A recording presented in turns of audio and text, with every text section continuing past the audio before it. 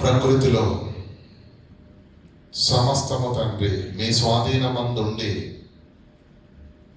మీరు ఏర్పరచబడిన వారికి మేలు కలుగుటకు సమస్తము సమకూడి జరుగుతున్నదన్న వాస్తవాన్ని గురితెరుగుటకు లేఖనాలలో నుంచి చేస్తున్నటువంటి పరిశీలన తండ్రి మేము గ్రహించుటకు మా అందరి మనోనేత్రాలు వెలిగించవలసిందిగా వేడుకుంటూ అలుపుడను దీనుడనైనా నేను తండ్రి మీ పక్షాన నిలబడి మాట్లాడబోతుండగా ఆత్మ సహాయం నాకు అనుగ్రహించి వినబడుతున్నటువంటి ప్రతి మాటను మీ మాటగా స్వీకరించి మనస్సును తండ్రి మీ పిల్లలకు అనుగ్రహించి వినగలిగే చెవులను గ్రహించగలిగే మనస్సులో మీ పిల్లలకు దయచేసి మీ పిల్లల హృదయాలన్నింటినీ నాకు అనుగ్రహించి సత్యము లోతుల్లోకి తీసుకొని వెళ్ళి తండ్రి వారి హృదయాంతరంగాల్లో నాటుటకు కృపను అనుగ్రహించవలసిందిగా వేడుకుంటూ మెట్టుకు తండ్రి మీ నామ మహిమార్థంగా మా బ్రతుకులకు దీవెనకరంగా అనేకులకు ఆశీర్వాదకరంగా తండ్రి ఈ వాక్య పరిచర్య జరపబడినట్లు కృపను అనుగ్రహించవలసిందిగా వేడుకుంటూ క్రీస్తునామని ప్రార్థన వేడుకుంటున్నాము పరమ తండ్రి ఆమేన్. ప్రియులారా, మరి అనేక దినాలుగా మరి దేవుని యొక్క వాక్యాన్ని మరి చాలా దినాలుగా వింటున్నాం కనుక మరి మనకు అనేక విషయాలు తెలుసు కదా.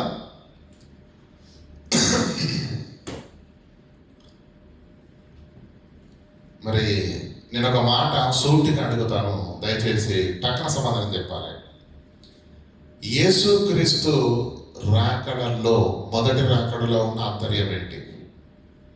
ఎందుకు వచ్చాడు?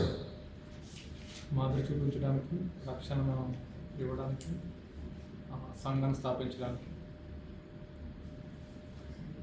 ఒక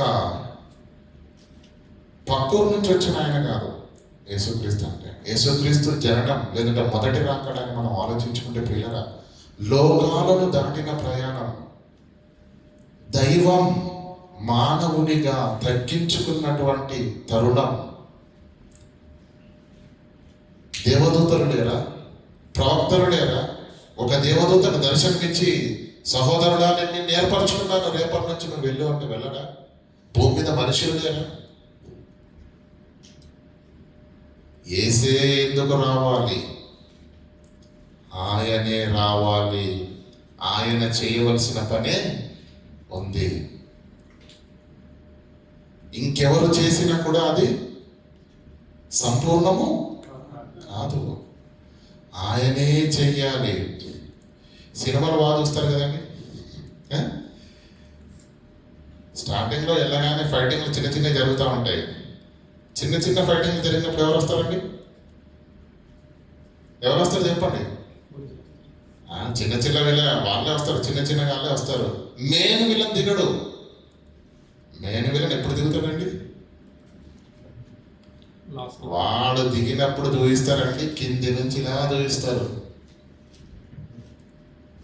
మెయిన్ విలన్ వాడు దిగడానికి ఒక టైం ఉన్నదంటే అంటే మీకు అర్థం కావడానికి చెప్పారు. అది సాక్షాత్తు యేసుక్రీస్తు ప్రభువు వారి భూమి మీదకి వచ్చాడు అంటే ఎందుకొరకు వచ్చాడో, దేని కొరకు వచ్చాడో మనకు కొన్ని లేఖనాలు తెలుసు.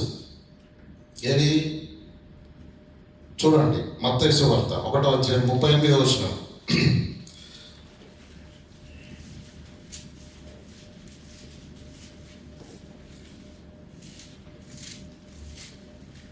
మత్తయి సువార్త 1:38.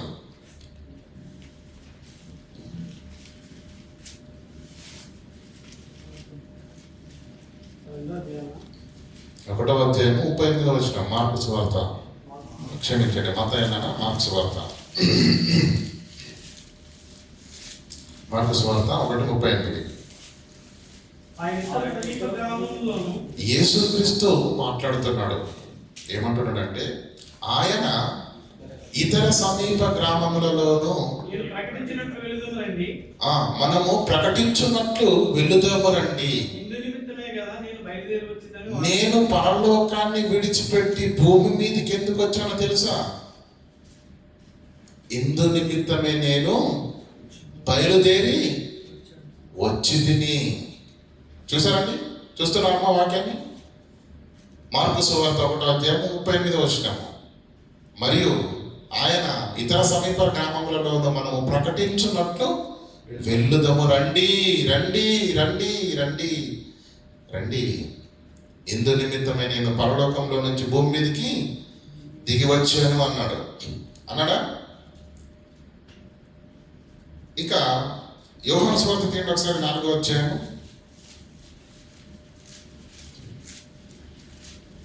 దానికంటే ముందు యోహాను సువార్త 6:38 చదువుకుందాం.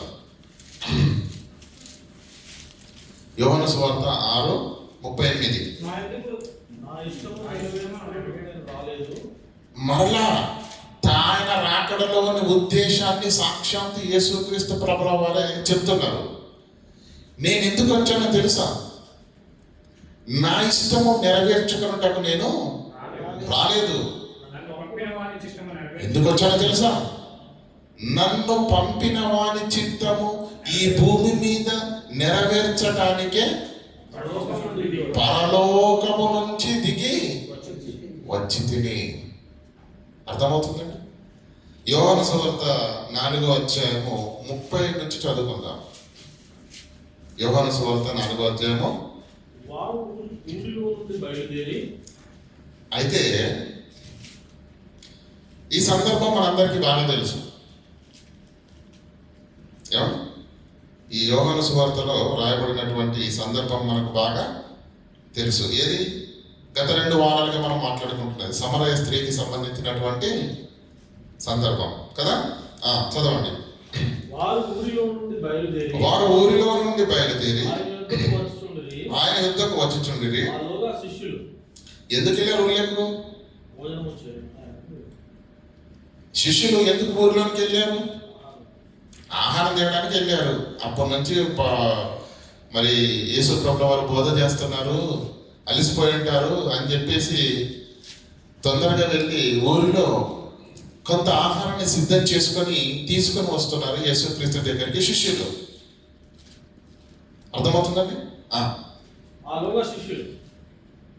ఆయన యుద్ధకు వచ్చుచుండిరి. ఆలోక శిష్యులు బోధకుడా భోజనము చెయ్యయ్యా, ఎప్పటి నుంచి నువ్వు బోధ చేస్తున్నావు, ఆహారము లేదు, నీళ్లు లేదు, అలిసిపోతావయ్యా, కాస్త భోజనం చెయ్యి, ఒక 10-15 నిమిషాలు భోజనం చెయ్యి, మరలా బోధిస్తూ అని బ్రతిమలాడుతున్నారు యేసుక్రీస్తును. అందుకు ఆయన వారు అడుగుతున్న మాట మనందరికీ క్లియర్గా అర్థమైపోయింది. ఆకలి అవుతుంది కనుక, టైం అయింది, మధ్యాహ్నం 1 గంట అయింది, మధ్యాహ్నం అన్నం తినే వేళ కదండి. 3 గంటల వరకు తినకపోతే ఎలా ఉంటుంది చెప్పండి? నీరసం వచ్చేది. గనక యేసుక్రీస్తు నువ్వు చూస్తున్న శిష్యులు, అయ్యా టైం అయింది, మీరు భోజనం చేయాలి, భోజనం చేయండి అంటే, అప్పుడు యేసుక్రీస్తు ఏమంటున్నారు చూడండి. భుజించుటకు మీకు తెలియని ఆహారము నాకు ఉన్నదని వారితో చెప్పగా, శిష్యులు ఏమనుకున్నారంట? ఆయన భుజించుటకు ఎవడైనా ఏమైనా అంటే, మేము 12 మంది మాత్రమే ఉన్నామా ఏంటి ఆయన శిష్యులము? వెంబడించేవారు 70 మంది ఉన్నారు. ఆ తర్వాత జనాలు తండోపతండాలుగా ఉన్నారు. ఆయన పాపులేషన్ ఎక్కువైపోయింది. ఆయన కీర్తి ఆ దేశం అంతటా వ్యాపించింది. యేసుక్రీస్తు అంటే తెలియని వాళ్ళు ఎవరున్నారు? కనుక ఎవరో తీసుకొచ్చి ఉంటారు భోజనము అనుకుంటున్నారట. భుజించుటకు మీకు తెలియని ఆహారం నా దగ్గర ఉన్నదంటే, మనం అటు వెళ్ళగానే ఎవరో తీసుకొచ్చేసారు, చక్కని పిండి వంటలు, బిర్యానీ తీసుకొచ్చి యేసుక్రీస్తు ప్రభువులో పెట్టేశారు, ఆయన తినేశాడు, మనమే అనవసరంగా అక్కడ వరకు వెళ్ళొచ్చామరా అని శిష్యులు ఒకరితో ఒకరు అనుకుంటున్నారు. కానీ యేసుక్రీస్తు మాటలో ఉన్న ఆంతర్యము శిష్యులకు అర్థం కాలేదు. భుజించుటకు మీకు తెలియని ఆహారం నా దగ్గర ఉన్నదని కిందే పట్టుకుని చూడండి. యేసు వారిని చూచి, శిష్యులారా, భుజించుటకు మీకు తెలియని ఆహారం నా దగ్గర ఉన్నదనేసరికి నాకెవరో ఆహారం తీసుకొచ్చేసారని నేను తినేసారని అనుకుంటున్నారా? భౌతికమైన ఆహారం గురించి నేను మాట్లాడట్లేదయ్యా. శిష్యులను చూచి, యేసు వారిని చూచి, నన్ను పంపిన వాని చిత్తము నెరవేర్చుటయు ఆయన పని తుదముట్టించుటయు నాకు ఆహారమై ఉన్నది. ఆయన పని జరిగితే నా కడుపు నిండిపోతుంది. నా కడుపు నిండేది, నా ఆకలి తీరేది ఈ భౌతికమైన ఆహారముతో కాదు. భుజించుటకు మీకు తెలియని ఆహారము నా దగ్గర ఉన్నది. ఆ పని జరిగిందా, నా కడుపు నిండిపోయినట్టే. అప్పుడప్పుడు అంటారు కదండి, బాగా బెంగ పెట్టుకున్నటువంటి కూతురు కుమారుడు దగ్గరికి వచ్చాడు అనుకోండి, ఏమంటారు? అబ్బా నేను చూడగానే కడుపు నిండిపోయిందిరా అంటారు. అంతేనా? దుబాయ్ నుంచి మనం వెళ్ళగానే ఏం చేస్తారండి? అమ్మ నాన్న ఏమంటారు? నాయన ఎన్ని సంవత్సరాలు అయిందిరా నిన్ను చూసి కదా. చూడగానే వాళ్ళ హృదయం ఉప్పొంగిపోతుంది, కడుపు నిండినంత పని అయిపోతుంది ప్రియుల. కానీ ఇక్కడ యేసుక్రీస్తు యొక్క ఉద్దేశాన్ని మీరు ఆలోచించండి. నన్ను పంపిన వాని చిత్తము నెరవేర్చుటయు ఆయన పని తుదముట్టించడమే నాకు ఆహారం తప్ప ప్రత్యేకంగా నా దృష్టి ఆహారం పైన. అంటే ఎంత పగడ్బందీగా, మన భాషలో చెప్పాలంటే ఎంత నిర్దిష్టంగా యేసుక్రీస్తు ప్రభువుల వారు మొదటి రాకడలో ఆయన ఏ పని చేసినా, ఆయన ఎక్కడికి వెళ్ళినా అది దేనికి సంబంధించింది? అది దేనికి సంబంధించింది? దేవుని పనికి సంబంధించినదే తప్ప. 6:30 ఏం చదువుకున్నాను ఇందాక? నా ఇష్టము నెరవేర్చుకుంటాను నేను, నన్ను పంపిన వాని చిత్తము నెరవేర్చడానికే ఈ భూమి మీదకి, పరలోకములో నుంచి భూమి మీదకి. అంటే భూమి మీద యేసుక్రీస్తు ఉన్నంత కాలము చేసిన ప్రతి పని దేనికి సంబంధించింది? దేవుని చిత్తాన్ని భూమి మీద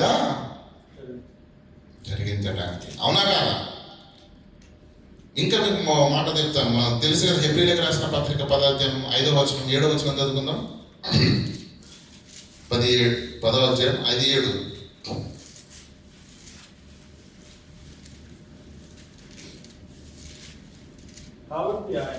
కాబట్టి ఆయన ఈ లోకమందు ప్రవేశించినప్పుడు ఇలాగ చెప్పుచున్నాడు, బలియు అర్పణయు నీవు నాకు కోరలేదు కానీ తండ్రి, నాకు ఒక శరీరాన్ని నువ్వు అమర్చావు, పూర్ణ హోమమును పాప పరిహారార్థ బలులు నీకు ఇష్టమైనవి కావు. 7వ వచనం, గ్రంథపు చుట్టలలో నన్ను గూర్చి వ్రాయబడిన ప్రకారము దేవా.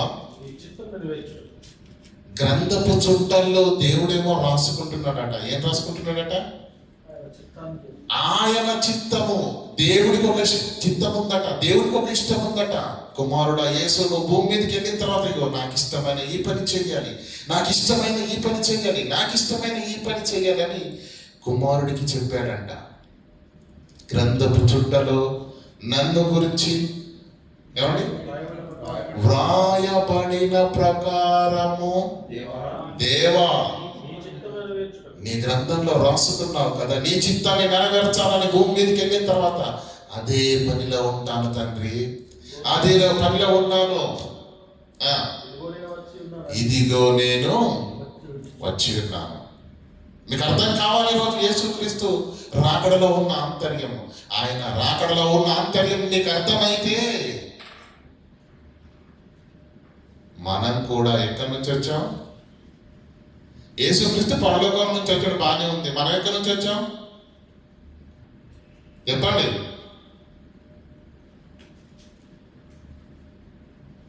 చెప్పండి, నిజమంటారా? పరలోకంలో నుంచే వచ్చాం. తండ్రిలో నుంచి ఆదాములోకి వచ్చాము, ఆదాములో నుంచి అలా తండ్రుల గర్భాల గుండా ప్రయాణించుకుంటూ తల్లి గర్భములోకి వెళ్ళి 9 నెలలు అద్భుతమైన ఆకారాన్ని ధరించుకొని భూమి మీదకి వచ్చిన వారే ప్రపంచంలో ఉన్న 850 కోట్ల మంది అందరూ కూడా. యేసు పరలోకంలో నుంచి భూమి మీదకి ఎందుకు దిగాడో మనకు అర్థమైతే, అదే పరలోకంలో నుంచి బయలుదేరిన నీవు నేను మరొక్కసారి మన జన్మ పరమార్థం గుర్తొస్తుందేమో ఆలోచిద్దాం ప్రియులారా. యోహాను సువార్త 17వ అధ్యాయం 4వ వచనం.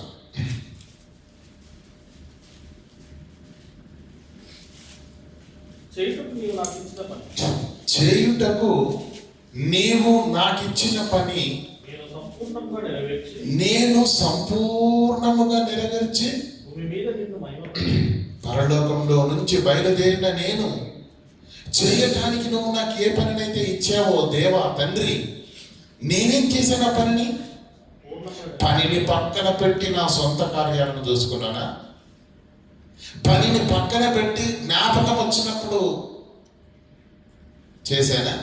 నో.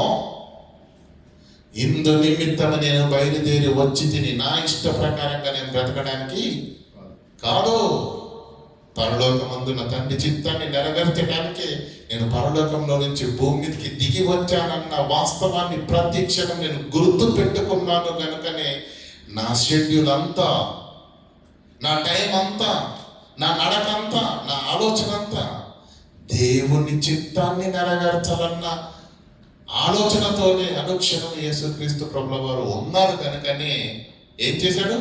చేయుటకు నీవు నాకు ఇచ్చిన పని భూమి మీద సంపూర్ణంగా నెరవేర్చాడా? ఎక్కడ ఏదైనా బ్యాలెన్స్ ఉందా? సంపూర్ణం అంటే మనకు అర్థమైపోవాలా? ఎక్కడ ఏది కూడా బ్యాలెన్స్ లేదు. అవునా? ఇది ఇలాగ నుంచి అదే యోహాను సువార్తలో ఒక మాట ఉంటే చూడండి, 19వ అధ్యాయంలో.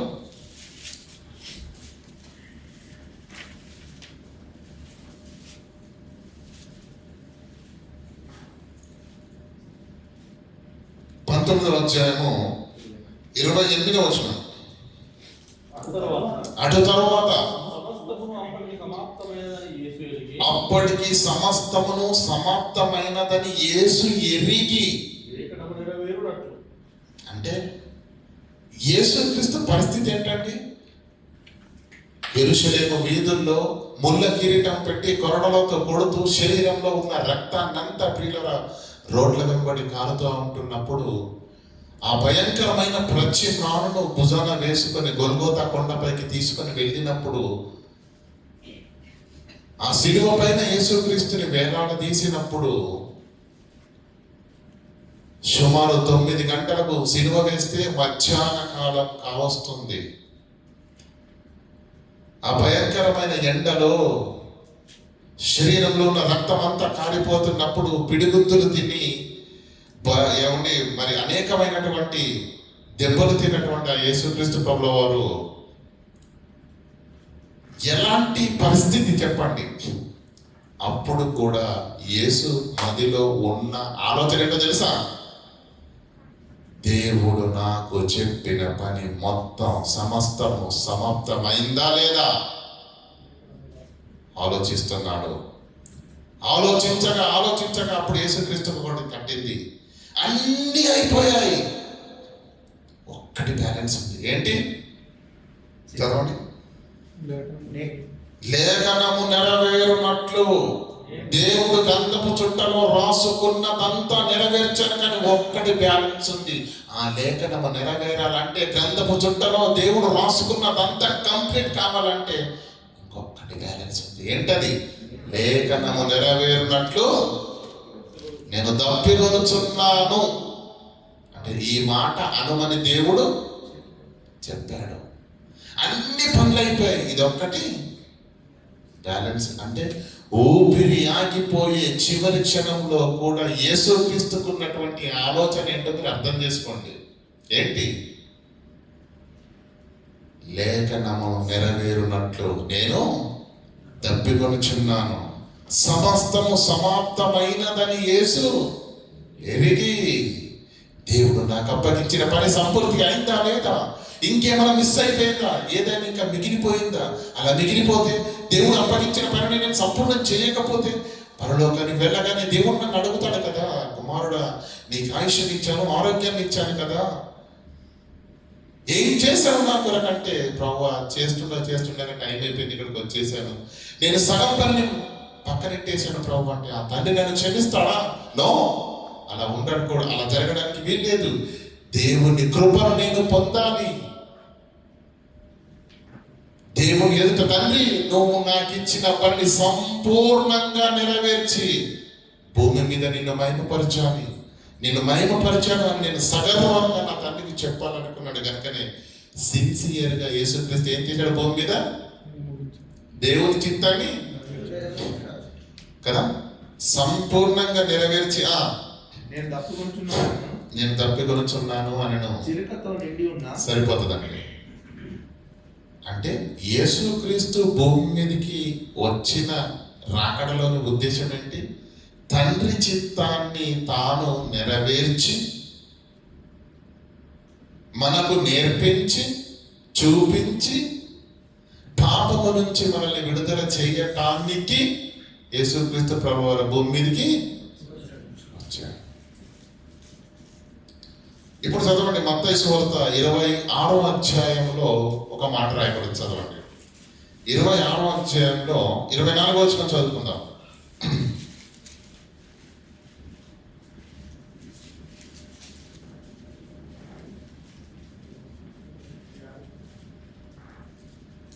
మనుష్య కుమారుని గురించి రాయబడిన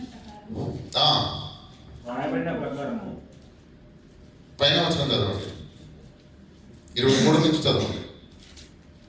ఆయన నాతో కూడా అతలో చెయ్యి ముంచిన వాడెవడో వాడే నన్ను అప్పగించును. మనుష్య కుమారుని గురించి అంటే ఇస్కరియోతు యూదా నెమ్మదిగా యేసుక్రీస్తుకు పక్కనే ఉండి అమ్మేశాడు. అక్కడే ఉన్నాడు. మళ్ళీ చిన్నప్పుడు లడ్డు తిని మనం మూతి తెలిసేసుకున్నట్టుగా కదా సైలెంట్ గా వెళ్ళి ప్రధాన యాజకులతోటి ఏంటి మ్యాచ్ ఫిక్స్ చేసుకుని వచ్చాడు. ఎంత ప్రతిసారి ఏమండి కానుకల సంచిలో నుంచి రూపాయి అనా పైసలు అర్ధనా కొట్టేస్తే పనవట్ల కనుక ఇక ఎలా ఉండాలనుకున్నాడు? సెటిల్ అయిపోవాలనుకున్నాడు. అందుకే యేసుక్రీస్తుని ఏం చేశాడు? అమ్మేశాడు. 30 వెండి నాణేలకు బేరం కుదుర్చుకున్నాడు. కుదుర్చుకున్న తర్వాత యేసుక్రీస్తు సైలెంట్ గా చేసేశాడు. అది యేసుక్రీస్తుకు ఒక్కడికే తెలుసు. యేసు సిలువను ఎక్కబోతున్నాడు కనుక శిష్యులందరినీ పిలిచాడు. ప్రభురాత్రి భోజనం మనం ఏదైతే తీసుకుంటామో దాని ఒక రొట్టెని విరిచి కృతజ్ఞతాస్తులు చెల్లించి ఏమండి పైన చదవండి. నాతో కూడా పాత్రలో చెయ్యి ఉంచిన వాడెవడో వాడే నన్ను అప్పగించేవాడు. అది అండర్లైన్ చేసుకోండి. మనుష్య కుమారుని గురించి వ్రాయబడిన ప్రకారము ఆయన పోవుచున్నాడు. ఎక్కడ రాయబడిన ప్రకారము? గ్రంథపు చుట్టలో యేసు గురించి దేవుడు ఏదైతే రాసుకున్నాడో భూమి మీద ఆయన వేసే ప్రతి అడుగు కూడా ఎటెళ్తుంది? వ్రాయబడిన ప్రకారంగా. సుధారణ ఊరికి ఎందుకు వెళ్ళాడు? 12 గంటలు బిట్ట మధ్యాహ్నం అయినప్పుడు ఆయన ఆ ఎర్రటి ఎండలో ఎందుకు కూర్చున్నాడో తెలుసా? వ్రాయబడిన ప్రకారం అక్కడికి వెళ్ళాలి. నిత్య జీవానికి నిర్ణయింపబడిన ఒక ఏమండి స్త్రీ అక్కడికి వస్తుంది. ఆమెకు సత్యాన్ని చెప్పి ఏమండి ఆమెను రక్షణలోకి తీసుకురావాలి. ఏమండి ఒక యూదుడింటికి భోజనానికి కూడా వెళ్తాడు కదా యేసుక్రీస్తు. భోజనానికి వెళ్ళినప్పుడు ఒక వేశ్య వస్తుంది యేసుక్రీస్తు దగ్గరికి. వచ్చి యేసుక్రీస్తు పాదాలను పట్టుకొని కన్నీళ్లు మున్నీళ్ళుగా ఏడుస్తూ ఆమె కన్నీళ్లతోటి యేసు పాదాలను కడిగి ఆమె తల వెంట్రుకలతోటి యేసు పాదాలను తుడుస్తుంది. అప్పుడు యేసుక్రీస్తును భోజనానికి పిలిచిన ఆయన పక్కన ఉన్నటువంటి కోండి బ్యాచ్ ఉంటుంది కదా, ఎప్పుడు కామెంట్ చేసేవాళ్ళు యేసుక్రీస్తు బోధకుడు అంటారు, చనిపోయిన వారిని లేపుతాడు అంటారు. ఆయనకు తెలియదా ఈవిడ ఎలాంటిదో? ఈమె క్యారెక్టర్ ఏంటో తెలియదా? ఈమె జీవితం ఏంటో తెలియదు. అలాంటి ఆమె వచ్చి యేసుక్రీస్తు పాదాలను పట్టుకుంటే ఈయన పాపి, నువ్వు దూరం జరుగు అని అనట్లేదేంటి అని అనుకుంటున్నారు వీళ్ళు. ఇక బయట వాళ్ళంతా మాట్లాడుకోవడం తప్ప చేసేదేమి. ఎలాగో భోజనానికి పిలిచాడు కదా, ఆయన అడుగుతున్నాడు, ప్రభువా ఆ స్త్రీ ఎవరితో ఎలాంటిదో నీకు తెలియదా అనగానప్పుడు ఏమన్నాడు తెలుసు యేసుక్రీస్తు? నేను నీ ఇంటికి వచ్చానయ్యా, నీళ్ళు ఇచ్చావా కాలు కడుక్కోవడానికి? లేదు. కానీ ఆ స్త్రీ వచ్చినప్పటి నుంచి తన కన్నీళ్లతో నా కాళ్ళు కడుగుతున్నది. ఆమె విస్తారంగా పాపం చేసిందేమో, కానీ విస్తారమైన ప్రేమ చూపించింది కనుక ఆమెను నేను క్షమిస్తున్నాను. యేసు అక్కడికి వెళితే ఆ స్త్రీ అక్కడికి వస్తుందన్న సంగతి యేసుక్రీస్తుకు బాగా తెలుసు. నశించిపోతున్న ఆత్మలను వెతికి వెతికి రక్షించటానికి మనుష్య కుమారుడు భూమి మీదకి వచ్చాడు. లోకంలో ఉంది ఆ స్త్రీ, పాపంలో ఉంది ఆ స్త్రీ. ఒక్కసారి యేసుక్రీస్తు కుమారి నిన్ను క్షమించాను, ఇక మీదట పాపము జీవితంలో పాపం చేయలేదు, నిత్య జీవానికి నిర్ణయింపబడింది కనుకనే యేసుక్రీస్తు పని గట్టుకొని యూదులైన కానీ భోజన కొరకు ఆశ కలిగి వెళ్ళాడు అనుకుంటున్నారా? నో. యేసు ఎక్కడికి వెళుతున్నాడో, ఏ పని కొరకు వెళుతున్నాడో, ఎవరిని కలుస్తున్నాడో వ్రాయబడిన ప్రకారం వెళుతున్నాడే తప్ప, దేవుని చిత్తాన్ని నెరవేర్చడానికి వెళ్తున్నాడే తప్ప, దేవుని పనిని తుదముట్టించడానికి వెళుతున్నాడే తప్ప, కాలక్షేపానికి రండి టీ సమోసా కాడికి వెళ్దాం అన్నట్టుగా కానే కాదు ప్రియులారా. యేసుక్రీస్తు జీవితకాలం ఆయుష్కాలం ఎంత ఏమండి భయముతోటి దేవుని పని కొరకు కేటాయించడం మీరు ఆలోచించండి. మనకు సమయమును పోనీయక సద్వినియోగము చేసుకొనొచ్చు, అజ్ఞానుల వలె కాక జ్ఞానుల వలె ప్రవర్తించుదుము అని వల్లిస్తాం వాక్యం అంతే. 31st రోజు దంచేస్తాం దీని మీద వాక్యం ప్రసంగం. కానీ 365 రోజుల్లో దేవునికి నువ్వు ఇచ్చిన సమయం ఎంత? నెలలో నువ్వు ఇచ్చిన సమయం ఎంత? వారంలో నువ్వు ఇచ్చిన సమయం ఎంత? అనుక్షణము దేవుడు నీకు అనుగ్రహించింది ఈ సమయం. దేవుడు నీకు ఇచ్చిన సమయంలో ఆయనకే సమయం ఇవ్వలేనంత బిజీ అయిపోతున్నావు నువ్వు. అర్థమవుతుందా నువ్వు చేస్తున్న తప్పేంటో? ఏమండి అర్థమవుతుందా? కనుక యేసుక్రీస్తు ఏం చేసినా అది వ్రాయబడిన ప్రకారమే. అంతేనా? గదారైనీల దేశం వెళ్ళినా, సుగారణ ఊరుకు వెళ్ళినా, ఎరిగో పట్టణానికి వెళ్ళినా, ఏమండి మన జగ్గ గురించి నేర్చుకున్నాం కదా, ఎరికో పట్టణానికి వెళ్ళిన, ఎక్కడికి వెళ్ళిన యేసుక్రీస్తు అది దేనికి సంబంధించింది? దేవుని చిత్తాన్ని నెరవేర్చడానికి, దేవుని యొక్క పనిని తుదముట్టించటానికైతే. ఆ క్రీస్తును ధరించుకున్న వాడవు నువ్వు క్రైస్తవుడు, అవునా? క్రీస్తు యేసులోనికి బాప్తిసం పొందిన మీరంతా ఏం ధరించుకున్నారు? క్రీస్తును ధరించుకున్నారు. క్రీస్తు బ్రతికెలా ఉంది, క్రీస్తు నడకెలా ఉంది, క్రీస్తు యొక్క పని పరిచర్య ఎలా ఉంది, ఆ క్రీస్తును ధరించుకున్న మనలో దేవుని చిత్తం ఏమైనా నెరవేర్చబడుతుందా? దేవుని పనికి ఏమైనా పూనుకుంటున్నామా? చెప్పండి. ఆ యేసు నువ్వు ధరించుకున్నామే తప్ప యేసులా బ్రతకడము లేదు. అపోస్తలుడైన పౌలు గారి యొక్క పరిచర్యను చూసామా గత వారంలో. ఏమన్నాడండి? 1 కొరింథీయులకు రాసిన పత్రిక 11వ అధ్యాయం 1వ వచనం చదవండి.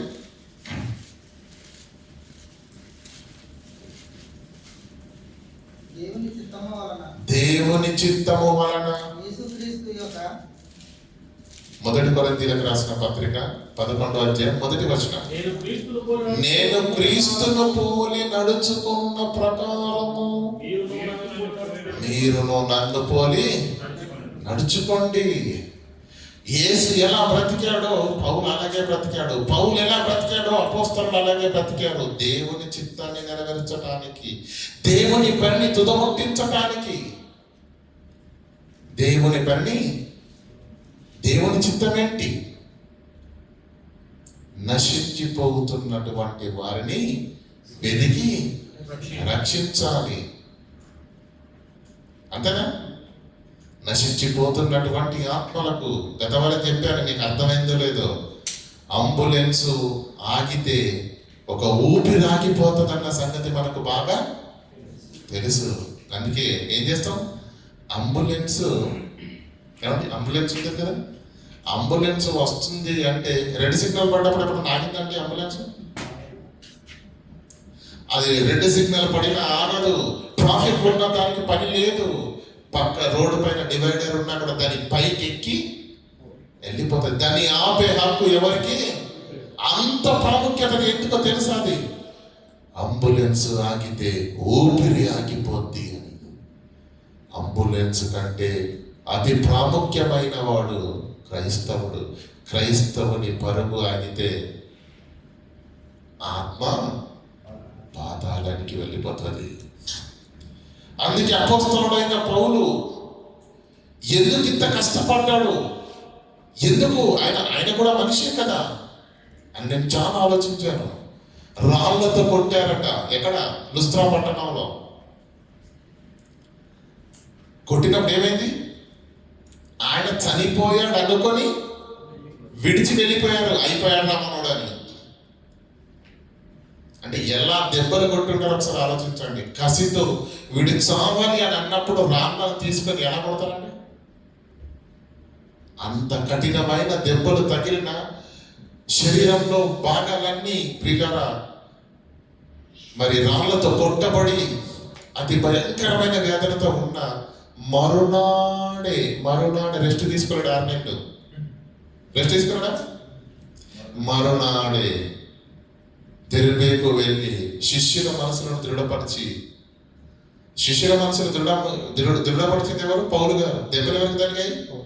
పౌలు గారికి జరిగాయి. అసలు విశ్వాసులందరూ వెళ్ళి, అయ్యారు మీరు ఇంత మంచి పరిచయం చేస్తుంటే మిమ్మల్ని కొట్టడం ఏంటి? మీరు అవన్నీ పట్టించుకోకండి, దేవుడు మనకు తోడుగా ఉంటాడు, దేవుడు మనకు కృపను అనుగ్రహిస్తాడు అని చెప్పేసి విశ్వాసులందరూ వెళ్ళి ఈయన్ని పరామర్శించాలి. అవునా కదా? అక్కడ సీన్ రివర్స్ ఉంది. దెబ్బలు తిన్నది ఈయన, మూర్చపోయింది ఈయన. మరుసటి రోజున దెర్బేకు వెళ్ళి ఏం చేశాడు? శిష్యుల మనసులను దృఢపరిచి,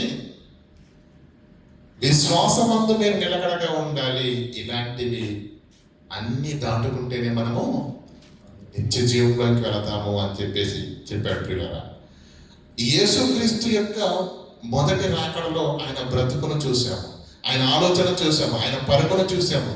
అపోస్తలుడైన పౌలు గారి పరిచర్యను చూసాము, పరుగును చూసాము. ఎన్ని కష్టాలు వచ్చినా, ఎన్ని నష్టాలు వచ్చినా, సముద్రాల్లో ఆపదలు వచ్చాయి, నదుల్లో ఆపదలు వచ్చాయి, అరణ్యాల్లో ఆపదలు వచ్చాయి, కపట సహోదరుల వలన ఆపదలు వచ్చాయి కదా. ఎన్ని ఆపదలు వచ్చినా ప్రియులారా, దేవుని కొరకు చేసే పని మాత్రం అపోస్తలుల పౌలు ఆపలేదు. ఎక్కడ దొరికితే అక్కడ యేసు నామమును బట్టి ప్రకటించేసి అందరినీ క్రైస్తవులుగా మార్చేస్తున్నాడని చెప్పేసి ఏం చేశారు?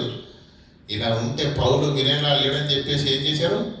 చెరసల్లో ఇచ్చేశారు, జైల్లో. అమ్మయ్యా, ఇక పౌలు అనే ఆయన జైలుకి వెళ్ళిపోయాడు కాబట్టి ఇక టెన్షన్ లేదు, హ్యాపీగా పడుకోవచ్చు అనుకున్నారు. ఆనాడు మత్సరంతో నిండుకున్న యూదులు, వాళ్ళని నడిపిస్తున్న వాళ్ళ నాయకుడు అపవాది. తెల్లారే గుండె జరిపోయింది వాళ్ళది. ఏమైంది? చెరసాలలోకి వెళ్ళిన ఆయన పనికి మాత్రము ఆపలేదు. చెరసాలలో ఉన్న ఎవరి ఖైదీల మనసులను మార్చేశాడు. జైలాధికారికి తెల్లారి వరకు ఏం చేశాడు? బాప్తిసం ఇచ్చేశాడు. చెరసాలలో ఆయనను బంధించిన దేవుని చిత్తాన్ని నెరవేర్చకుండా ఆయనను ఎవడు బంధించలేకపోయాడు. అలా ప్రతికూల పరిస్థితుల్లో కూడా దేవుని కొరకు బ్రతికిన భక్తి వాళ్ళది. అన్ని అనుకూలంగా ఉన్న, నేను మాట్లాడిన తర్వాత అన్ని అనుకూలంగా ఉన్న మనం ఎంతవరకు బ్రతుకుతున్నాం ఒకసారి ఆలోచించండి. ఏం చేస్తున్నాం దేవుని గురించి ఆలోచించండి ప్రియులారా. ఎవరిని గాయపరచాలని కాదు, కానీ దేవుని పని. నీకు ఇవ్వబడినటువంటి బాధ్యత నువ్వు నెరవేర్చకపోతే, నువ్వు నిర్లక్ష్య పెడితే, నువ్వు పక్కన పెడితే, నువ్వు ఎవరి మాటను ధృవీకరిస్తున్నావో తెలుసా? ముల్లోకాలను కలిగించినటువంటి, వాక్కు చేత ప్రకృతిని కలిగించినటువంటి దేవుని యొక్క ఆజ్ఞను నువ్వు ధిక్కరిస్తున్నావు. ఇంత సత్యాన్ని తెలిసి, ఇన్ని మాటలు విని, ఇంత జ్ఞానాన్ని నేర్చుకొని, యేసు జీవితం మన కళ్ళ ముందు కనిపించట్లేదా? పౌలు జీవితం మన కళ్ళ ముందు కనిపించట్లేదా? అపోస్తలుల జీవితం మన కళ్ళ ముందు కనిపించట్లేదా? ఆనాడు 12 మంది, ఏమంటే 12 మందిని చూసి యేసుక్రీస్తు ఎవరునండి? 12 11? యేసుక్రీస్తు మాట చెప్పిన 11 మంది ఉన్నారు. ఇస్కరియోతు యూదా వెళ్ళిపోయాడు. ఏమన్నాడు? మీరు సర్వలోకానికి వెళ్ళి, మీరు బాగా ఆలోచించండి, మీరు ఎక్కడికి వెళ్ళమన్నాడు యేసుక్రీస్తు? సర్వలోకానికి వెళ్ళి సర్వ సృష్టికి. ప్రభువా, నాకు అర్థంగా అడుగుతాను, ఫ్లైట్లు ఉన్నాయా? బస్సులు ఉన్నాయా? మెగా ట్రైన్లు ఉన్నాయా? మోటార్ సైకిల్ ఉంది అప్పటికి? సైకిల్ ఉంది అప్పటికి? ఏంటి ప్రభువా, మా కాలి నడుగుతో మేము ఎంత దూరం వెళ్ళగలం? సర్వలోకానికి అంటున్నావేంటి? నా మాట విన్న మీరు మీ బ్రతికినంత కాలం మీ పని చేయాలి. మీ మాటలు విన్న వారు, అంతే కదా, అపోస్తలుల వలన దేవుని వాక్యాన్ని విన్న వారిని ఏం చేయాలి? వాళ్ళు వారి తరంలో దేవుని యొక్క వాక్యాన్ని ముందుకు తీసుకెళ్ళారు. వారి తరంలో దేవుని యొక్క వాక్యాన్ని సర్వలోకానికి వెళ్ళిపోవాలి. మాటలు సర్వలోకానికి వెళ్ళి సర్వ సృష్టికి సువార్తను ప్రకటించండి. భారతదేశానికి సత్యాన్ని తీసుకొచ్చిన వాళ్ళు ఎవరండి? తోమా. అపోస్తలుడైన ప్రభువా, నీ గాయంలో చేతి పెడితే తప్ప నేను నమ్మనన్నాడే దొంగ తోమా, అంతే కదండి. ఆ తోమా ఇండియాకి వచ్చి ఏం చేశాడు? సత్యాన్ని ప్రకటించాడు. ఎక్కడ ఇజ్రాయేలు దేశము, ఎక్కడ భారతదేశము? ఆలోచించండి. 12 మంది ప్రపంచాన్ని వెలిగించడానికి బయలుదేరారు ఆనాడు. ఈనాడు 850 కోట్ల మందిలో 400 కోట్ల మంది ప్రపంచంలో క్రైస్తవులు ఉన్నారు. ఒకనాడు 12 మంది ప్రపంచాన్ని వెలిగించడానికి బయలుదేరినప్పుడు, ప్రకటించినప్పుడు, వారి పాత్రను పోషించినప్పుడు, ఈ రోజు 400 కోట్ల మంది క్రైస్తవులు ఉన్న ఈ సమాజంలో దైవత్వం ఎందుకు నెలకొనట్లేదు? ఉన్న వాళ్ళంతా క్రైస్తవులు కాదా? చెబుతున్నదంతా బోధ కాదా? ఏం జరుగుతుంది? సంఖ్య పెరిగిందని సంబరపడుతున్నారే తప్ప దేవుని చిత్తము భూమి మీద జరగడము లేదు. భూమి మీద దేవుని చిత్తము జరగడం లేదు ప్రియులారా. యేసుక్రీస్తు 12 మందితో చెప్పిన మాట, మీరు సర్వలోకానికి వెళ్ళి సర్వ సృష్టికి సువార్తను ప్రకటించండి. ఆ మాటను తూచ తప్పకుండా పాటించాడు అపోస్తలుడైన పౌలు. ప్రారంభ శతాబ్దంలో ఉన్న అపోస్తలులు, ప్రారంభ శతాబ్దంలో ఉన్న క్రైస్తవులు ఎక్కడ చూడండి. అపోస్తల కార్యంలో చదివారనుకోండి, ఎలా ఉంటుందో తెలుసా? మ్యాచ్ అయిపోయిన తర్వాత రిప్లై చూపించారనుకోండి, ఎలా ఉంటుంది? క్రికెట్ బాగా చూస్తారు కదండి. మ్యాచ్ అయిపోయిన తర్వాత రిప్లై చూపిస్తే ఎలా ఉంటుందండి? హైలైట్స్ అంటారు కదా. ఇట్లా మీరు అపోస్తల కార్యంలో చదివిన వాళ్ళైతే మీకు అర్థమవుతుంది నేను మాట్లాడే మాట. ఎక్కడికి వెళ్ళినా మొదటి ప్రసంగానికి 3000 మంది వచ్చేసారు ఏమండి రక్షణలోనికి. తర్వాత 4000, ఆ తర్వాత 6000. అలా దినము విశ్వాసుల యొక్క సంఖ్య విస్తరించింది. ప్రారంభ శతాబ్దపు క్రైస్తవులు సేవ చేస్తే వేలల్లోకి వచ్చినటువంటి, వేలల్లో లక్షల్లోకి వచ్చినటువంటి దాఖలాలు ఉన్నాయి కదా. మరి అంత గొప్పగా సేవ జరిగింది కదా ఆనాడు. మరి ఆనాడు వేలల్లో ఉన్నటువంటి వారి సేవనే అంత గొప్పగా ఉంటే, ఈరోజు కోట్లలో ఉన్నారు కదా క్రైస్తవులు. ఏం జరుగుతుంది ఈ లోకంలో? దేవుని చిత్తమే నెరవేర్చబడుతుందా? కాబట్టి యేసు జీవితం చూశారు, పౌలు జీవితం చూశారు, అపోస్తల బ్రతుకును చూశారు, భక్తిని చూశారు. అవునా? ఇప్పుడు ఒక మాట చూడండి, హెబ్రీయులకు రాసిన పత్రిక 12వ అధ్యాయం మొదటి వచనం చదువుకుందాం.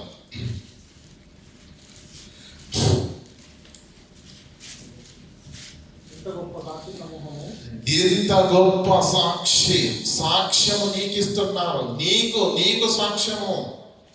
పరలోకం ఉన్నదని, భూమి మీద ఉన్న ఈ బ్రతుకు అశాశ్వతమని, కనుమూయగానే నువ్వు ఈ లోకాన్ని విడిచిపెట్టి వెళ్ళాలని, అక్కడికి వెళ్ళాలంటే నువ్వు ఈ భూమి మీద బ్రతకాలని, అది ఉన్నదని నువ్వు నమ్మాలంటే యేసును చూడు, పౌలును చూడు, అపోస్తలులను చూడు, భక్తుల జీవితాలను చూడు. ఇంత గొప్ప సాక్షి సమూహము మేఘము వలె. మేఘాన్ని వెతకడానికి ఏమైనా భూతత్వం కావాలండి మనకు? మేఘము వలె మనల్ని ఆవరించి ఉన్నందున ఉంది. మనమేం చేయాలి? ప్రతి భారమును సులువుగా చిక్కుల పెట్టు పాపమును విడిచిపెట్టి విశ్వాసమునకు కర్తయు దాన్ని కొనసాగించు వాడు అయిన యేసు వైపు చూచుచు మన ఎదుట ఉంచబడిన పందెములో పరలోకానికి చేర్చుకోవాలని ఆ పరుగు పందెములో నువ్వు ఓపికతో పరిగెత్తాలి. నువ్వు చూడవలసిన గురి యేసును, నువ్వు చూడవలసిన గురి నిత్య జీవాన్ని. ఇది క్రైస్తవుడికి బైబిల్ చెబుతున్నటువంటి ఏమంటే సారాంశం. ఇది క్రైస్తవ జీవితం ఎలా ఉండాలంటే, ఇంత గొప్ప సాక్షి సమూహం మన కళ్ళ ముందట ఎందుకు పెట్టాడు దేవుడు? నువ్వు బ్రతకడానికి. ఎలా? ఒక యేసులా, ఒక పౌలులా, ఒక అపోస్తలులా ఇంత గొప్ప సాక్షి సమూహం మన పైన మేఘం వలె ఆవరించి ఉన్నను. చదవండి. ప్రతి భారమును సులువుగా చిక్కులు పెట్టు పాపము విడిచిపెట్టి విశ్వాసమునకు కర్త యేసు వైపు చూసుకుంటూ వెళ్ళండి. యేసు వైపు చూస్తామండి? పక్కన వైపు చూస్తామా?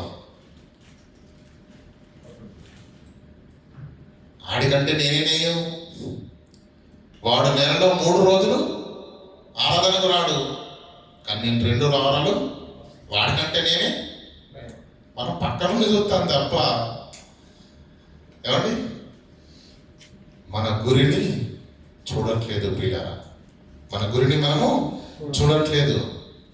మా మత్తయి సువార్త 7వ అధ్యాయం 21వ వచనం చదవండి.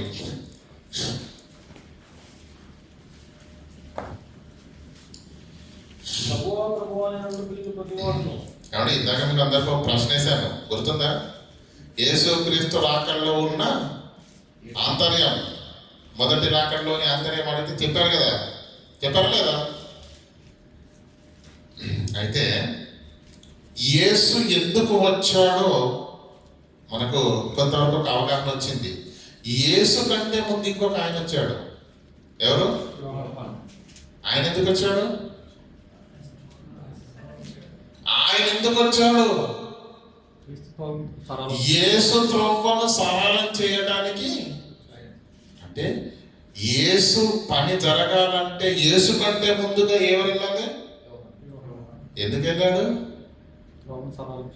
త్రోవను సరళం చేయడానికి వచ్చిన ఆయన ఒక మాట మాట్లాడాడు. చూడండి, మత్తయి సువార్త 3వ అధ్యాయం మొదటి వచనం. అది చూసి కదా ఏంటి? త్రోవను సరళం చేయడానికి వెళ్ళిన ఆయన ఏమంటున్నాడు? పరలోక రాజ్యము సమీపించి ఉన్నది, మారు మనస్సు పొందండి. ఏమండి? పరలోక రాజ్యము సమీపించి ఉన్నది, మారు మనస్సు పొందుడి. మారు మనస్సు పొందుడి. యేసు వచ్చినప్పుడు చెప్పాడా? యేసు కంటే ముందు వచ్చిన యోహాను గారు వచ్చి యేసు కంటే ముందుగానే ఆయన ఏం చేశాడు? ప్రకటన ఏం చేశాడు? పరలోక రాజ్యము సమీపించి ఉన్నది, మారు మనసు పొందుడని, ప్రభువు మార్గమును. ఆ మాటకు అర్థం చెప్పండి నాకు. ప్రభువు మార్గమును ఎవరు సిద్ధపరచాలి? పనివారు. అంతేనా? ఆయన ఆయన మార్గము సిద్ధపరచుడి, ఆయన త్రోవలను సరళం చేయండి. ఆనాడు బాప్తిసం ఇచ్చి యోహాను తన పనిని ముగించాడు. ఏం చేశాడండి? యూదులకు ఏం చెప్పాడు? 7వ వచనం చదవండి. సర్ప సంతానమా, రాబో ఉగ్రతను తప్పించుకున్నటకు మీకు బుద్ధి చెప్పిన వాడు ఎవడు? మీరు మారారనే మాటలు చెబుతున్నారంతే. మారు మనస్సుకు తగిన ఫలములను ఫలింపండి. మారు మనస్సుకు తగిన ఫలములను ఫలించుడి. అంటే మారు మనసుకు తగిన ఫలం ఉంటుందా? ఉంటుందా? మారు మనసుకు తగిన ఫలం ఉంటుందా? మీ అందరికి మంచి ప్రశ్న వేస్తాను, బాగా ఆలోచించి సమాధానం చెప్పండి. జామ చెట్టుని ఎంతమంది చూశారండి? చెప్పండి. అందరూ చూసారా?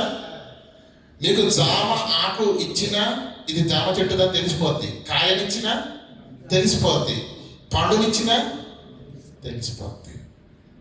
యాపిల్ చెట్టుని ఎంతమంది చూసారు చెప్పండి? చేతులు లేవట్లా. ఇప్పుడు ఒక చెట్టు వచ్చింది, మీకు అర్థమయ్యే వాటిని చెప్తాను. ఒక చెట్టు వచ్చింది, అయ్యా నేను యాపిల్ చెట్టును అంటుంది. నేను ఎప్పుడు చూడలా యాపిల్ చెట్టును.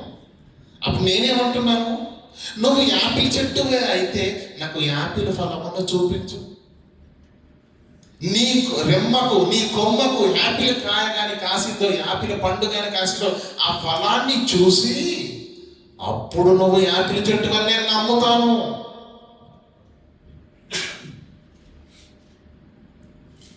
ఫలమును బట్టి చెట్టేదో నమ్మొచ్చా నమ్మాలి. అప్పుడు దేవుడు ఏమంటుందంటే మేము మారిపోయామని అంటున్నారు. ఎక్కడ? యోహాను దగ్గర. ఆయన ఊరుకునే వ్యక్తేనండి. ఆయన సింహంలా ఉంటుంది. ఆయనది బాగా ఏరియా లాంటి రోషము కలిగినటువంటి ప్రవక్త. ఆయన దగ్గరకు వచ్చి అయ్యా యోహాను గారు మేము మారిపోయామండి అంటున్నారు. మీ మాటలు ఎవరికి కావాలి? మారు మనస్సుకు తగిన ఫలము ఫలించండి. మారామని అంటున్నారు. అన్యాయాన్ని మానలేదు, అక్రమం మానలేదు, దోచుకోవడం మానలేదు, చెడు మాటలు మానలేదు, చెడు ఆలోచనలు మానలేదు. మారామని నోరుతో చెబుతున్నారే తప్ప క్రియ మీ జీవితాలలో లేదు. మారిన వాళ్ళ బ్రతుకు వేరుండాలండి. మారిన వాళ్ళ షెడ్యూల్ వేరుండాలి. మారిన వాళ్ళ ఆలోచనలు వేరుండాలి. మారామని మాటలు చెబుతున్నావు, కబుర్లు చెబుతున్నారే తప్ప జీవితంలో క్రియ లేదు. అందుకే మారు మనసుకు తగిన ఫలములను ఫలించండి అని చెప్పేసి అప్పుడు ఒక శాసనాన్ని రాస్తున్నాడు. చదవండి 10వ వచనంలో. ఇప్పుడే అన్నాడా? తర్వాత అన్నాడా? ఇప్పుడే. ఎప్పుడు? యేసుక్రీస్తు ప్రభుల వారు ఉన్న ప్రారంభ శతాబ్దములోనే యోహాను అనే భక్తుడి చేత యేసుక్రీస్తు త్రోవను సరళం చేయే దిశలో మాట్లాడుతున్న మాట ఏంటో తెలుసా? ఇప్పుడే గొడ్డలి ఎక్కడ? చెట్లు నరికారండి ఎవరండి? ఇక్కడ ఎవరు నరికారు? ఒకసారి చేతులు ఇవ్వండి. నరికారా? ఎక్కడ పెట్టారండి మీరు గొడ్డలి పెట్టును? మొదట్లోనా? చెట్టు వేరున్నా? వేరుని ఎవరు పెట్టరండి, మొదట్లో కొడతారా మొదలు, అంతే కదా. కానీ ఇక్కడ దిగుడు ఏమంటుడు? ఇప్పుడే గొడ్డలి చెట్టు వేరున ఉంచబడి ఉన్నది కనుక మంచి ఫలములు ఫలింపని ప్రతి చెట్టు నరకబడి అగ్నిలో వేయబడును. ఏమంటే నరకబడి అగ్నిలో వేయబడును. మంచి ఫలములు ఫలించాలి, లేకపోతే చెట్టును మనము వంశం. ఒక వ్యవసాయదారుని దగ్గరికి అడగండి, ఫలములు ఇవ్వని చెట్టును ఉంచుతాడండి? తీసేస్తాడు. పాలివ్వని గేదెను ఉంచుతాడండి? అమ్మేస్తాడు కషాయ వాళ్ళకి. కదా. అంటే నీకు ఉపయోగపడనిది దేనిని కూడా ఉంచుకోలేని మహామేధావిని నువ్వైనప్పుడు దేవుని వలన సమస్తాన్ని పొందుకుంటున్న నీవు దేవునికి ఏ విధంగా కూడా ఉపయోగపడకపోతే దేవుని రెక్కల కష్టాన్ని తింటున్నావు. దేవుడిచ్చిన ఆకారము, దేవుడిచ్చిన ఆయుష్, దేవుడిచ్చినటువంటి ప్రకృతిని అనుభవిస్తున్నావు. వర్షాలు వస్తాయంటున్నావు. ఇలా దేవుని రెక్కల కష్టాన్ని హ్యాపీగా అనుభవిస్తున్న నీవు దేవుని కొరకు మాత్రం ఏమీ చేయట్లేదు. అప్పుడు అంటున్నాడు యేసుక్రీస్తు త్రోవను సరళం చేసి యోహాను భక్తుడు అంటున్నాడు, గొడ్డలి ఇప్పుడే. అలాంటి నిస్వార్థులకు, అలాంటి స్వార్థపరులకు, అలా దేవుని కష్టాన్ని తింటూ దేవుని కొరకు ఆలోచించని వంచకులకు ఏమంటున్నాడు తెలుసా? గొడ్డలి ఇప్పుడు చెట్ల వేరున ఉంచబడి ఉన్నది, ఫలింపని ప్రతి చెట్టు నరకబడి అగ్నిలో వేయబడిన. కింద ఏమంటున్నాడు చూడండి, 12వ వచనంలో ఒక మాట అంటాడు చూడండి. ఈ మాటలు అంటారు, ఆయన చేట ఆయన చేతిలో ఉంది. ఆయన ఏం చేస్తాడు? తన కళ్ళమును బాగుగా శుభ్రము చేసి గోధుమలనేమో కొట్టులోనికి, పొట్టును ఏ అగ్నితో కాలుస్తున్నాడండి? అంటే నీకేమర్థం కావాలి? అది ఆరడగ్ని ఉంటుందండి భూమి మీద. దేని గురించి మాట్లాడుతున్నాడు? దేని గురించి మాట్లాడుతున్నాడండి? ఆరని అగ్నితో పొట్టును ఆయన చాట ఆయన చేతిలో. ఆయన ఏం చేస్తాడు? కళ్ళంలో బాగా శుభ్రము చేసి గింజలు, ధాన్యపు గింజలను, ఏమంటే గోధుమ గింజలను, పొట్టును వేరు చేస్తాడు. అవునా? ఈ గోధుమ గింజలను ఏం చేస్తాడు? కొట్టులో పోసి పనికి రాని ఈ పొట్టును ఏం చేస్తాడు? అంటే ఈ పని ఈరోజు ప్రారంభమైందా? రెండవ రాకడలో ప్రారంభమవుతుందా? ఎప్పుడు?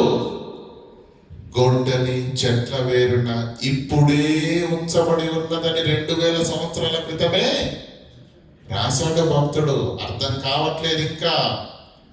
రోమీలకు రాసిన పత్రిక తీయండి ఒకసారి, 8వ అధ్యాయం మన చదువుకున్నటువంటి మాట, 28వ వచనం.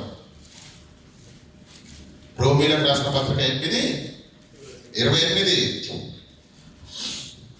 దేవుడు ప్రేమించిన వారికి, దేవుడు ప్రేమించిన వారికి, దేవుణ్ణి ప్రేమించిన వారికి, దేవుడు ప్రేమించిన వారికి కాదు, దేవుణ్ణి ప్రేమించు వారికి, దేవుడు నాకు ఆయుష్ని ఇచ్చాడు, నాకు ఆరోగ్యాన్ని ఇచ్చాడు, మంచి కుటుంబాన్ని ఇచ్చాడు, పిల్లల్ని ఇచ్చాడు. దేవుడు ప్రతి దినము అనుక్షణము నన్ను కంటికి రెప్పలా కాపాడుతున్న దేవునికి స్తోత్రం అని దేవుని గురించి ఆలోచించేవారు, దేవుని గురించి ఏమండి యోచన కలిగిన వారు, దేవుని ప్రేమించే వారి గురించి మాట్లాడితే ఏమంటాడు? దేవుని ప్రేమించే వారిని అనగా ఆయన సంకల్ప ప్రకారంగా పిలువబడిన వారు ఉన్నారు. ఆ పిలువబడిన వారు, ఏర్పరచబడిన వారు, నిత్య జీవానికి నిర్ణయింపబడిన వారు ఎవరైతే ఉన్నారో వారి కొరకు మేలు కలగాలి. వాళ్ళకు వారు ఎక్కడ ఉన్నారో, ఏ స్థితిలో ఉన్నారో, ఏ పరిస్థితుల్లో ఉన్నారో, లోకంలో ఉన్నారేమో, ఇంకా పాపంలో ఉన్నారేమో, వారికి మేలు కలగాలి. వారు సత్యంలోనికి రావాలి, వారు సంఘంలోనికి రావాలి, వారు రక్షణలోనికి రావాలంటే ఏం జరగాలి? ఈ మేలు కలుగుటకై సమస్తము సమకూడి జరుగుతున్నదని ఆనాడు పౌలుకి అర్థమైపోయింది. ఏం జరిగినా దేవుడు తను ఏర్పరచుకున్న వారిని ఆకర్షించుకోవడానికి ఆయన వెయ్యని ప్రణాళిక లేదు, చెయ్యని ప్రయత్నము ఉండదు. కింద అక్కడ కింద పుట్టినోట్లో ఉంటుంది చూడండి, కింద ఏమనుంది? మేలు కలుగుటక ఎవరికి? ఏర్పరచబడిన వారికి. మేలు కలుగుటకై సమస్తము సమస్తము సమకూర్చబడి జరిగించుచున్నాడని పాఠాంతం. ఏం జరిగినా దేవుడు ఏం చేస్తే దేని కొరకు చేస్తున్నాడట? ఏర్పరచబడిన వారి వరకు మేలు కలుగుటకై సమస్తము సమకూర్చబడి జరుగుతుంది. తెలిసంటారో తెలియకంటారో కానీ సామెతలు ప్రియులారా కొన్ని చాలా అద్భుతంగా ఉంటాయండి. పెద్దవాళ్ళు సామెతలు చెప్తారు కదండి, ఏమంటారు తెలుసా? ఏం జరిగినా అది తెలిసన్నారో తెలియకన్నారో తెలియదు ప్రియులారా. ఏదైనా జరిగింది అంటే దేవుని చిత్తము లేనిది మన జీవితం లేది. అది జరిగింది అంటే అది మంచి అయినా చెడైనా అది మన మేలుకి అని మాత్రం మనము గ్రహించాలి. అంతేనా? యాక్సిడెంట్ ఏమంటే వెళ్తున్నప్పుడు యాక్సిడెంట్ అయింది అనుకోండి, దేవుని పనికి వెళ్తున్నాం, యాక్సిడెంట్ అయింది అనుకోండి, అప్పుడు నువ్వేం ఆలోచించాలి? దేవుడా అని నేను ప్రార్థన చేసుకుని వెళ్తే నాకు ఇలా యాక్సిడెంట్ చేస్తావు ప్రభావం అని చెప్పి దేవుడిని తిట్టకూడదు. యాక్సిడెంట్ అయింది అంటే దాని అర్థం ఏంటి? యాక్సిడెంట్ అయి చెయ్యిరిగింది అనుకోండి, అంటే దేవుడు చెయ్యిన కొడితే ఇక్కడితో ఇటే ఆగిపోతాడు, ముందుకెళ్తే తలే పోతే ఏమో చెప్పలేము. దేవుడు ఆ పెద్ద ప్రమాదం జరగకుండా ఈ చిన్న ప్రమాదంతో మనల్ని మా దారి మేలు కలుగుటకై అలా ఆసుపత్రికి వెళ్ళామనుకోండి, ఆ ఆసుపత్రిలో పక్క పెట్టేవాడు మంచి క్రైస్తవుడు అనుకోండి, మీకు అర్థం కాదని చెప్తున్నాను. చేతిరిగిపోయింది, ఆసుపత్రిలో 3 రోజులు ఉన్నాం. పక్కన ఉన్నవాడు నికాసైన క్రైస్తవుడు, అవకాశం దొరికితే వేద్దామని రెడీగా ఉన్నాడు. మాటలో మాట కలిపాడు, మంచి ప్రేమను చూపించాడు. అన్నయ్య మరి దేవుడు అంటే ఇది అని 2 మాటలు కలిపేశాడు. వెంటనే ఏం చేసేవాడు? క్రీస్తుని గురించిన సువార్తను ప్రకటింపజేశాడు. అలా ఉంది చూడండి. వీడు రక్షణలోనికి రావాలంటే బెడ్ మీదకి వెళ్ళాలి ఆసుపత్రికి, ఎందుకంటే అక్కడ ఉన్నాడు నిజమైన క్రైస్తవుడు చెప్పేవాడు.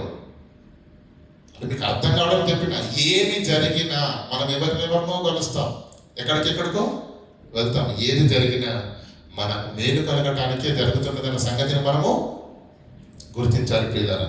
యూద పత్రిక తీయండి ఒకసారి. యూద పత్రిక 23వ వచనం చదవండి. యూద పత్రిక క్రైస్తవుని పాత్ర భూమి మీద అగ్నిలో నుండి లాగినట్టు కొందరిని రక్షించండి అన్నాడు. ఎవరికి చెప్పాడంటే యూద పత్రిక ప్రకటన గ్రంథానికి ముందుంటది 23వ వచనం. అగ్నిలో నుండి లాగినట్టు కొందరిని రక్షించండి.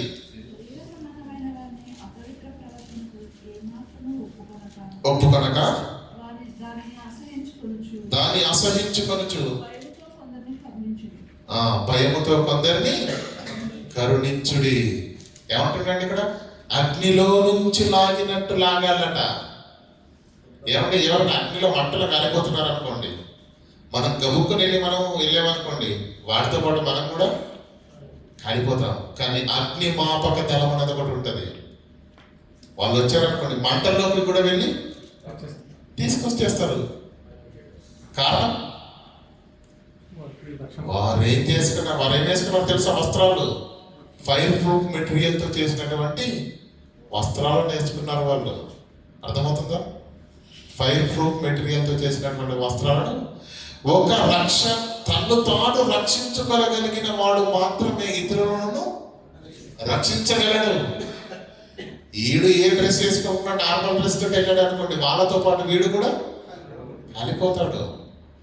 అగ్నిలో నుంచి లాగినట్టు కొందరిని నువ్వు లాగాలి అంటే ముందు నువ్వు రక్షణలో ఉండాలి, నువ్వు రక్షింపబడిన వాడవై ఉండాలి. అప్పుడు నువ్వు ఇంకొకరిని రక్షించగలుగుతావు. నీకే రక్షణ లేదనుకో, నీకే సత్యం తెలియదనుకో, నువ్వు అతనికి ఏం చెప్తావు? అతన్ని సత్యంలోనికి ఏమి నడిపిస్తావు? మత్తయి సువార్త ఒకసారి ఆ మాట చూడండి. 15:14 వచనంలో యేసుక్రీస్తు ఏమంటున్నాడు?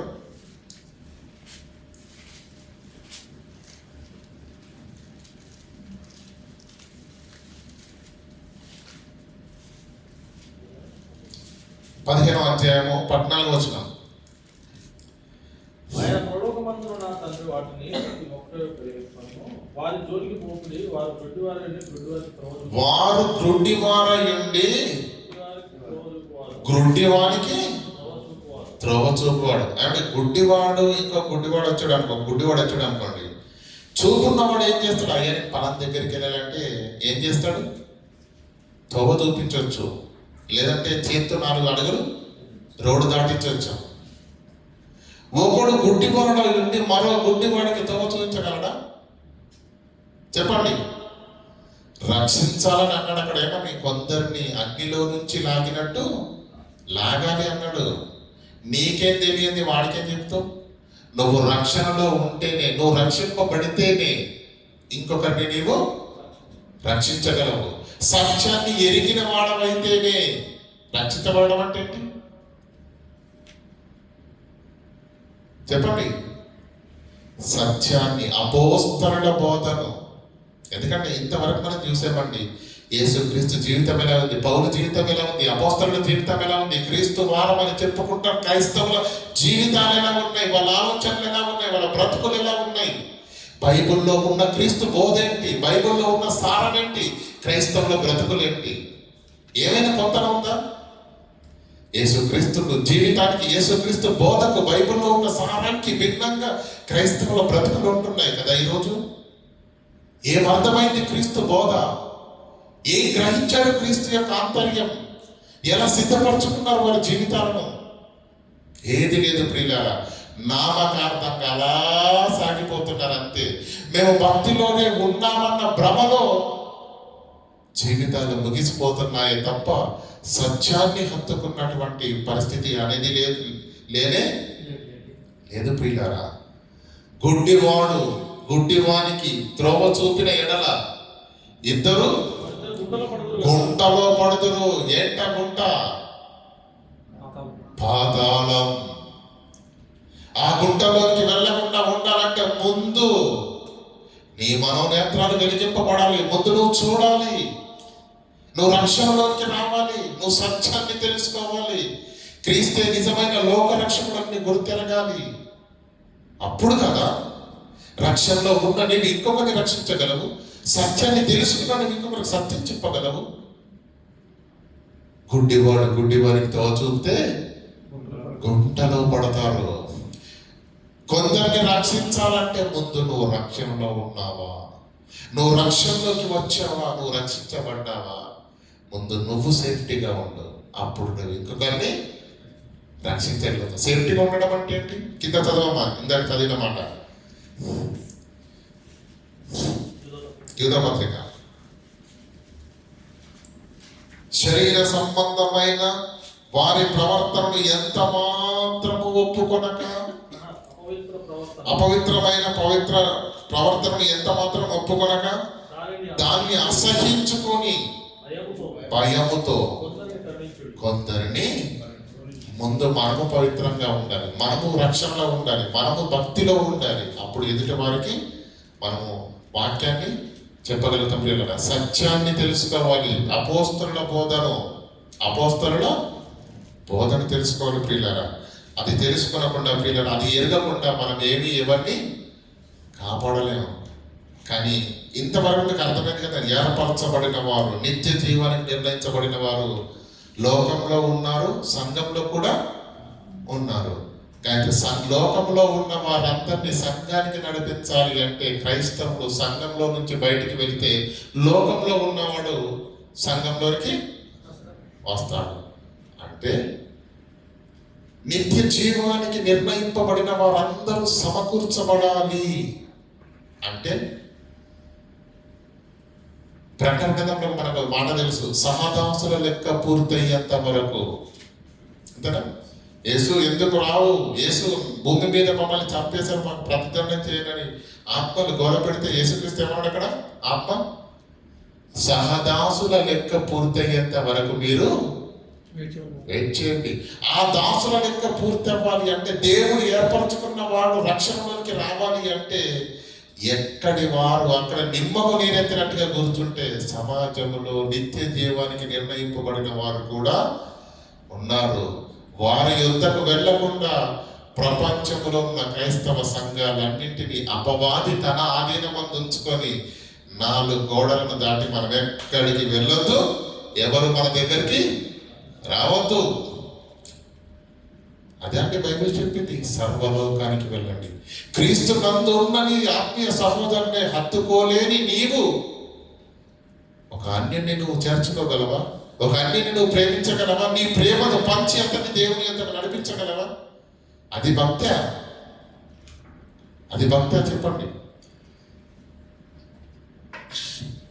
అపవిత్రమైన ప్రవర్తనను ఒప్పుకొనక దాన్ని అసహించుకొనుచు కొందరిని కరుణించుడి, కొందరిని కరుణించండి. ప్రియులారా, 12 మంది ప్రపంచాన్ని వెలిగించడానికి బయలుదేరారు. ఒకనాడు విస్తృతమైన వేగంతో, శరవేగంతో వెళ్ళిపోయింది దేవుని వాక్యం ప్రజల్లోకి, సమాజంలోనికి, దేశంలోకి. మరి ఈరోజు 450 కోట్ల మంది ఉన్నారు కదా క్రైస్తవులు దాదాపుగా ప్రపంచవ్యాప్తంగా. ఎందుకు సువార్త ముందుకెళ్ళట్లేదు? సహదాసుల లెక్క పూర్తయితే, సర్వలోకానికి ప్రకటింపబడితే యేసు వస్తానన్నాడు కదా. మరి ఏమంటే 12 మంది ప్రపంచాన్ని వెలిగించడానికి బయలుదేరారు. సాధ్యమవుతుందంటారా మాట? అది సాధ్యమైపోయినా? మరి ఈరోజు 400 కోట్ల మంది ఉన్నారు కదండి. ప్రతి క్రైస్తవుడు ఒక్కోడు ఇద్దరికి చెప్పారనుకోండి, ఎంతమంది అయిపోతారు? ఎంతమంది? ఒక్కోడు ఇద్దరికి చెప్తే ఆలోచిద్దాం. ఒక్కళ్ళు ఇంకో ఇద్దరికి చెప్పారనుకోండి, 1:2 అంటే ఈచ్ వన్ టీచ్ 2. ఒక్కరిద్దరు చెప్పారనుకోండి, సహదాసుల లెక్క పూర్తయిపోతుంది. ఇంత చిన్నది ఇది జరిగితే క్రీస్తు రెండవ రాకడ అనేది జరుగుతుంది. ఇంత చిన్న పని కూడా జరగకుండా ఆపబడుతుంది అంటే దాని అర్థం ఏంటి? ప్రపంచంలో ఉన్న క్రైస్తవుల్లో అనేకులు ప్రియులారా ప్రకటించాలని కానీ, ఏమండి అనేకుల యుద్ధకు వెళ్ళాలని కానీ ఈ ఆలోచన లేదు ప్రియులారా. పైపెచ్చేంటో తెలుసా? వాళ్ళు సత్యములోనే లేరు. 3వ వచనం చదవండి. సత్యంలోనే వాళ్ళు లేరు. ఒకసారి 24 చదవండి. మత్తయి 24 2 వచనాలు చూసుకొని ముగించుకుందాం. మత్తయి 24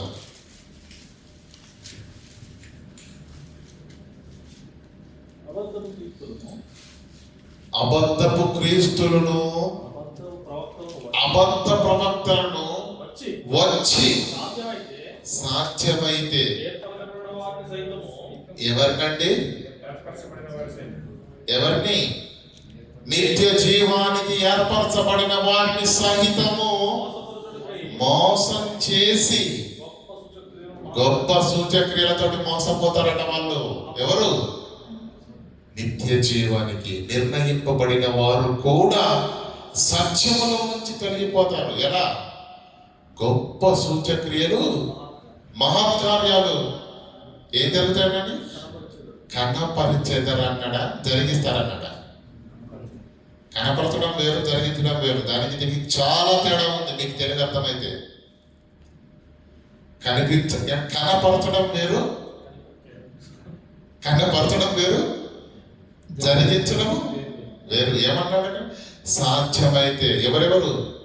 అబద్ధ ప్రవక్తలను, ఏమంటే అబద్ధ బోధకులను, అబద్ధ క్రీస్తులను బయలుదేరి సాధ్యమైతే. ఈ పదాన్ని మీరు అండర్లైన్ చేయండి.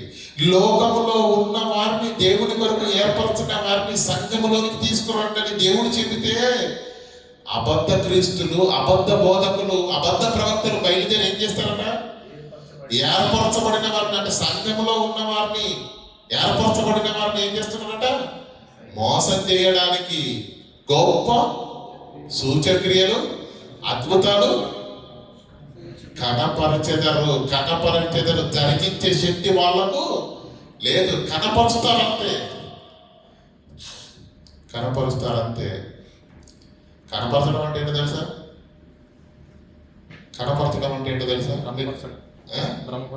భ్రమపరచడం. మీకు అర్థం అంటే వాస్తవం వేరు, అక్కడ వాస్తవం ఉన్నట్టుగా క్రియేట్ చేయడం వేరు. చిన్నప్పుడు తెలుసుకోవాలని ఒక ప్రోగ్రామ్ వస్తుండే. చిన్నప్పుడు నేను చూసింది, నిమ్మకాయ ఉంటుంది కదండి, నిమ్మకాయను కోస్తే నిమ్మకాయల నుంచి రక్తాన్ని కూడా తీస్తాను నేను. తెలుసా? పాస్టర్ గారు ఏంటి ఇలా అయిపోయారు అనుకుంటున్నారా?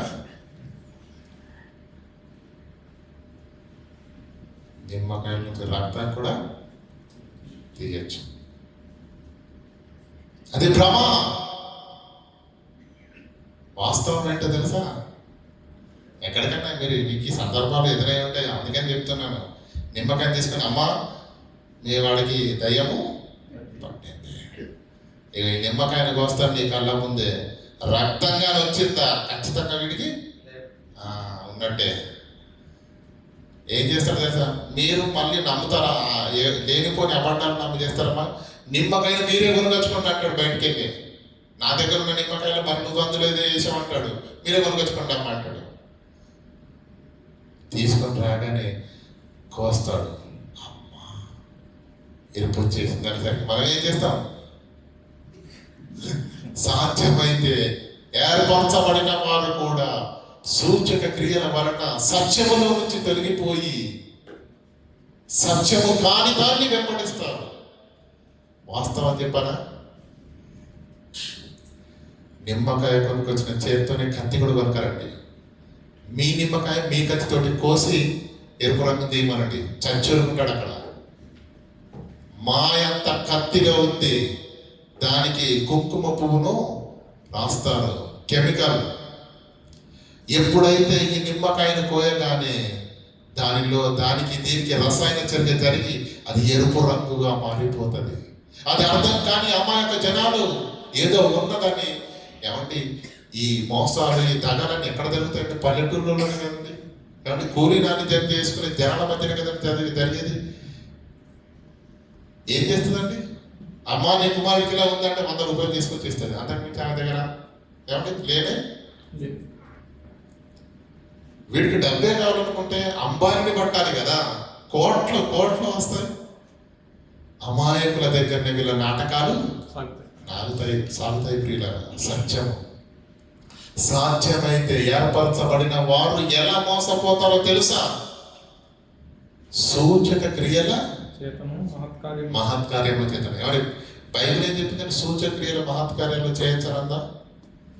దేవుడు నీ జీవితంలో చేస్తాడు, అది నీకు దేవునికి సంబంధం. దాని గురించి కాదు నేను మాట్లాడేది. ప్రపంచంలో ఏ ఒక్కరికి కూడా శక్తి అనేది లేదు. ఏ ఒక్కరి ద్వారా స్వస్థతలు సూచక్రియలు జరగదు. కానీ ఈరోజు స్వస్థత బోధకులు స్వస్థత వరాల పేరుతోటి అనేక వేలాది మంది ప్రజల్లోనికి వెళ్ళి ఈరోజు వేల మంది ప్రజల మధ్య జరుగుతున్నది ఏంటి?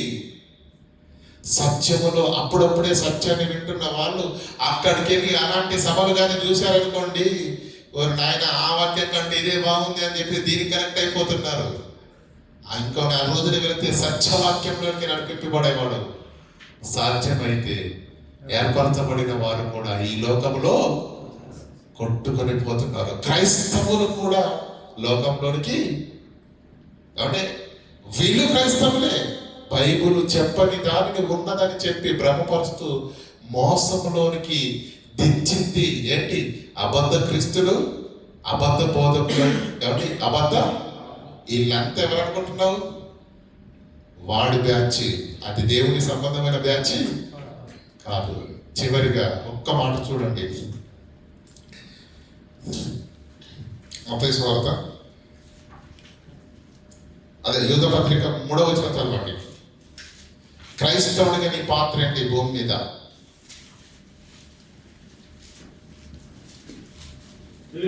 ప్రియులారా, మనందరికీ రక్షణ అనేది యేసుక్రీస్తు తీసుకొచ్చాడు కదా, దాని గురించి మీకు రాయాలని నేను అనుకుంటున్నాను. నేను ఆశతో ఉన్నప్పుడు ఏం జరిగిందంటే, ప్రయత్నపడుచుండగా పరిశుద్ధులకు ఒక్కసారి అప్పగింపబడిన బోధ నిమిత్తము మీరు పోరాడాలి. ఎందుకు పోరాడాలో తెలుసా? క్రైస్తవ సమాజంలో జరుగుతున్న బోధ అంతా బైబిలుకు సంబంధించిన బోధ కాదు. కనుక అపోస్తలులారా, క్రైస్తవులారా, మీకు అప్పగింపబడిన ఈ బోధ నిమిత్తము మీరు పోరాడాలి. అసత్యము జరుగుతున్న చోట ఖండించి, అది బైబిల్లో లేదు, ఎందుకు దేవుని పేరు చెప్పి ప్రజలను మోసం చేస్తున్నామని ఎండగట్టి అబద్ధాన్ని పటాపంచలు చేసి, ఏమండి, మీరు సత్యాన్ని స్థాపించాలి. ఈ బోధ నిమిత్తము మీరేం చేయాలి? పోరాడాలి.